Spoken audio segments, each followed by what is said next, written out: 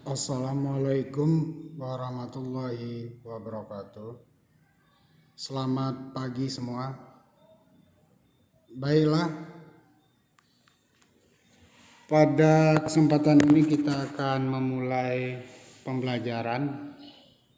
Topik yang kita bahas yaitu bab 2 tentang jaringan pada tumbuhan dan hewan. Seperti yang kita ketahui, Indonesia kaya akan tumbuhan dan hewan. Jumlahnya mencapai ribuan spesies karena didukung oleh letak Indonesia tepat berada di lintasan garis khatulistiwa. Selain itu, musim juga mempengaruhi. Di Indonesia memiliki 2 musim, yaitu musim penghujan dan musim panas.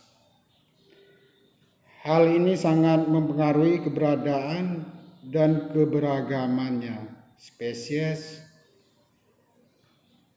baik itu spesies hewan dan spesies tumbuhan. Baik, kita akan masuk ke yang pertama ya. Struktur dan fungsi pada tumbuhan.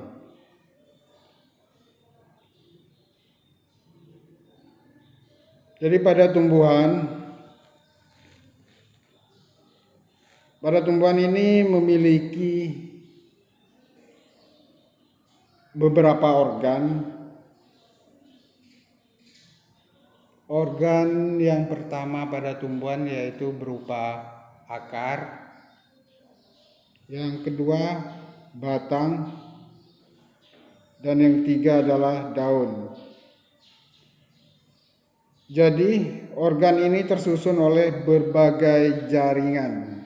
Ingat ya, organ itu terbentuk dari beberapa jaringan. Jadi pengertian jaringan itu sendiri sekelompok sel yang mempunyai struktur dan fungsi yang sama. Jadi menurut kemampuan membelahnya, jaringan dapat dibagi menjadi 2 kelompok ya. Yang pertama jaringan meristem. Jadi jaringan meristem ini berdasarkan asal terbentuknya itu ada beberapa bagian. Yang pertama meristem primer, meristem sekunder.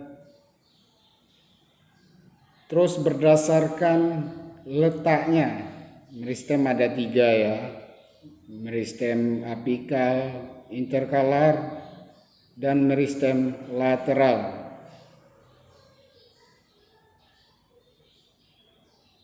Jadi jaringan yang kedua, jaringan dewasa atau sering disebut dengan jaringan permanen.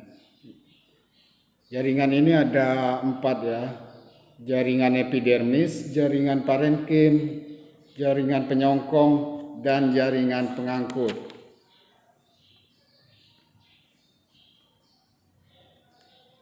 Baik, kita masuk ke struktur dari tumbuhan yang tadi ada 3 organ, akar, batang, dan daun.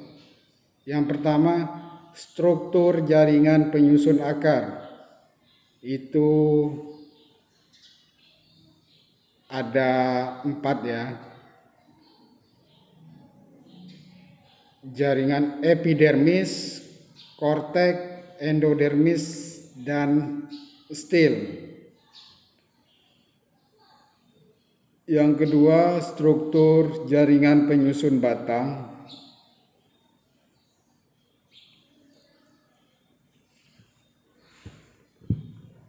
Itu ada 3. Yang pertama epidermis, terus yang kedua korteks, Yang ketiga, stel. Jadi ini yang membedakan struktur akar dan struktur penyusun batang. Sini yang bedakan cuman endodermis ya. Terus yang ketiga, struktur jaringan penyusun daun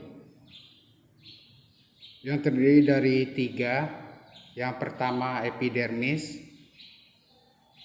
jaringan parenkim, dan jaringan pengangkut.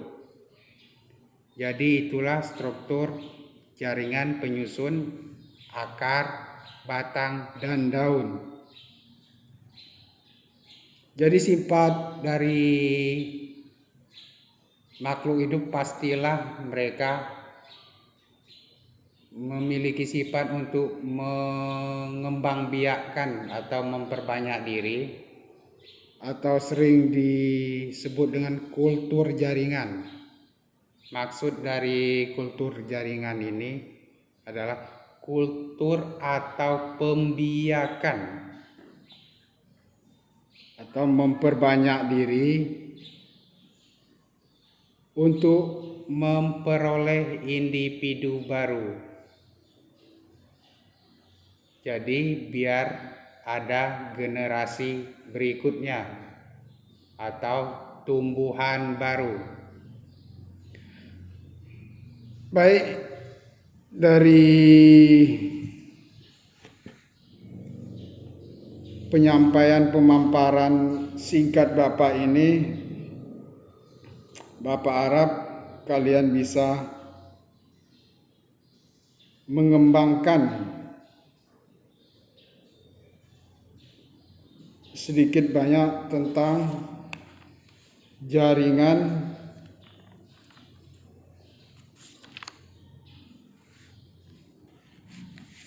dan fungsi jaringan pada tumbuhan itu sendiri ya.